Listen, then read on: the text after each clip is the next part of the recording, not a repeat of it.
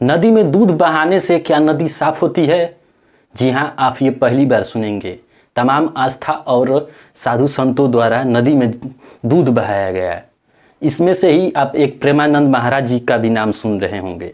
प्रेमानंद महाराज जी ने 1 बाल्टी दूध जो है नदी में बहाया है। माना जा रहा है कि नर्मदा नदी में प्रेमानंद महाराज जी द्वारा 1 बाल्टी दूध बहाया गया है। इससे पहले भी एक वीडियो वायरल हुई थी जिसमें यह दावा किया जा रहा था कि प्रेमानंद महाराज जी ने 11,000 लीटर दूध बहाया, जो कि वो तो साबित नहीं सका वीडियो, और वो कहीं और का वीडियो था।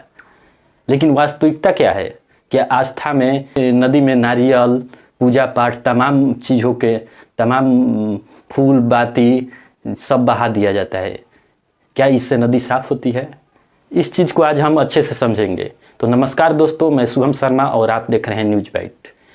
जल की गुणवत्ता के लिए 3 चीज़ें मापी जाती है, DO, BOD और COD। एक एक करके हम शुरू से समझते हैं। जल की गुणवत्ता 3 बातों द्वारा मापी जाती है। पहला है DO, जिसे डिजॉल्व ऑक्सीजन कहते हैं। यह वो होता है कि जल में ऑक्सीजन की मात्रा है। जल में जितनी ही ऑक्सीजन की घुलनशील मात्रा होगी उसे DO बोलते हैं, डिजॉल्व ऑक्सीजन बोलते हैं। जल में जितना ही DO होगा यानी ऑक्सीजन घुला होगा उतना ही जल साफ होगा। दूसरा है BOD। BOD का मतलब होता है biological oxygen demand. Biological oxygen demand यानी BOD उसे कहते हैं जिसमें जैविक पदार्थ के विघटन के लिए, जैसे कार्बनिक पदार्थ, COD जो कि केमिकल ऑक्सीजन डिमांड होता है कार्बनिक पदार्थों के ऑक्सीकरण के लिए, और BOD होता है जैविक पदार्थों के ऑक्सीकरण के लिए। और BOD और COD दोनों ही यदि ज़्यादा हैं, यानी विघटन के लिए, ऑक्सीकरण के लिए ज़्यादा ऑक्सीजन की ज़रूरत है, और ये BOD COD ज़्यादा रहेंगे तो यानी जल की जो गुणवत्ता है बहुत ही ख़राब है। उसमें कार्बनिक पदार्थ ज़्यादा हैं, जैविक पदार्थ जो है उनको विघटन के लिए अधिक ऑक्सीजन की भी ज़रूरत पड़ेगी। अच्छा, इससे पहले वाली वीडियो में मैंने गौमूत्र पर एक वीडियो बनाया था। यदि आपने उस वीडियो को नहीं देखा है तो आप ज़रूर जाकर देखिएगा। कुछ लोग गौमूत्र को बिना किसी जानकारी के अंधविश्वास में और आस्था में गौमूत्र को पी लेते हैं। इसी तरफ एक आता है हायसिथ, जिसे जलकुंभी बोलते हैं। दूध बहाने से नदी में तो केवल उस समय कुछ देर के लिए पानी सफ़ेद हो जाएगा, फिर वो उसी में घुलनशील हो जाएगा। लेकिन हायसिथ जो होती है जलकुंभी, जिसे आप जरूर देखे होंगे, नदी में पानी में यह बहती रहती है, इससे जल साफ होता है। साफ कैसे होता है जलकुंभी से, ये हम समझते हैं। जलकुंभी से साफ होने का ये कारण है कि जलकुंभी जो है अशुद्ध पदार्थों को जल में से सोख लेती है, उसे अपने में समाहित कर लेती है। और यूट्रोफिकेशन, जिसे सुपोषण बोलते हैं, पोषक तत्वों की ज़्यादा मात्रा हो जाएगी पानी में तो उसे यूट्रोफिकेशन कहते हैं।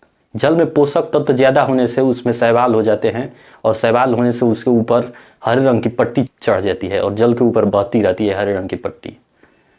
आस्था और अंधविश्वास के चक्कर में लोग तमाम देवी देवताओं की फ़ोटो, नारियल, पूजा पाठ के सामग्री, फूल बाती, अगरबत्ती नदी में बहा देते हैं, और इससे नदी गंदी ही होती है, इससे नदी साफ नहीं होती है। नदी में दूध बहाने से जल का रंग कुछ देर के लिए सफ़ेद हो सकता है, लेकिन इससे नदी गंदी ही मानी जाएगी।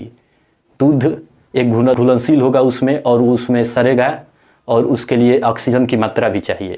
दूध एक जैविक पदार्थ है, इससे नदी में यह सड़ेगा और मछलियों को और तमाम जलीय जीवों को नुकसान पहुंचाएगा। इससे ऑक्सीजन की मात्रा में कमी भी हो सकती है, और जैविक पदार्थों के जीने के लिए ऑक्सीजन की मात्रा घट भी सकती है। दूध उसमें सड़ेगा, कार्बनिक पदार्थ बढ़ेंगे और ऑक्सीजन की मात्रा भी कम हो जाएगी। यदि नदी में दूध बहाया जाए तो नदी साफ होगी या गंदी? जिस दूध को हम धार्मिक कार्यक्रमों में शुद्ध मानते हैं वह नदी को गंदा भी कर सकता है। दूध एक खाने वाला चीज़ है, और वह नदी में जाने पर सड़ सकता है, मछलियों और तमाम जैविक क्रियाओं में उसको बाधा डाल सकता है। दूध नदी में सड़ सकता है, और इससे जलीय जीव को परेशानी भी हो सकती है। आस्था अपनी जगह है, लेकिन पर्यावरण का सुरक्षा करना भी हमारा ज़रूरी है। इसलिए हमें नदी में ना ही कोई फूल माला या फिर दूध बहाना चाहिए। नदी को हमें स्वच्छ रखना चाहिए। यदि नदी को स्वच्छ रखना है तो इसमें दूध, कचरा और प्लास्टिक इस तरह की चीज़ें नहीं फेंकना चाहिए और ना ही दूध को उसमें बहाना चाहिए। इस वीडियो में इतना ही, मिलते हैं नेक्स्ट वीडियो में। और हाँ, वो गौमूत्र वाली वीडियो को आप ज़रूर जाकर चेक कर लीजिएगा।